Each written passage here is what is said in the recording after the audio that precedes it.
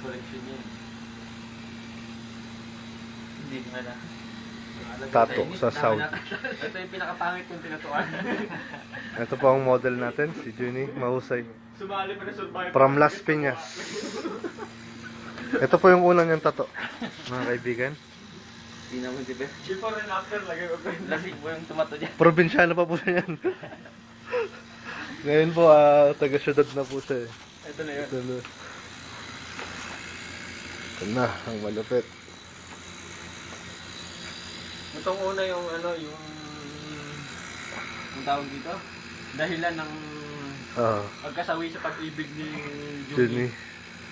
Kaya napagtripan lang siya. Okay. Ito, inspire na siya, no? Inspire na siya. Nahanap niya ng kanyang love of the lifetime. Si Bitoy pala ang makakatuluyan niya pag uwi niya.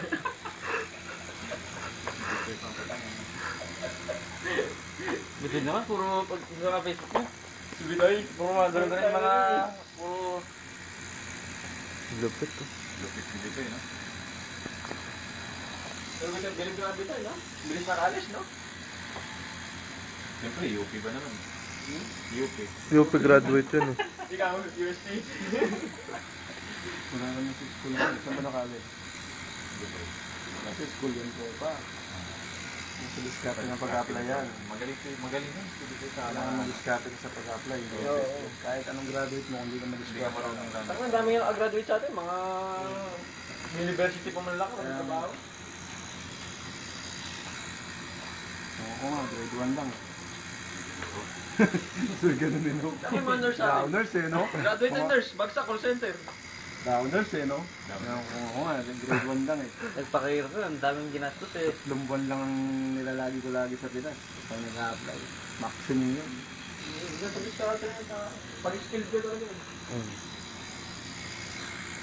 Meron taong mahina sa ano, pero pag sa trabaho, magaling eh. May pag masipag kang mag-apply.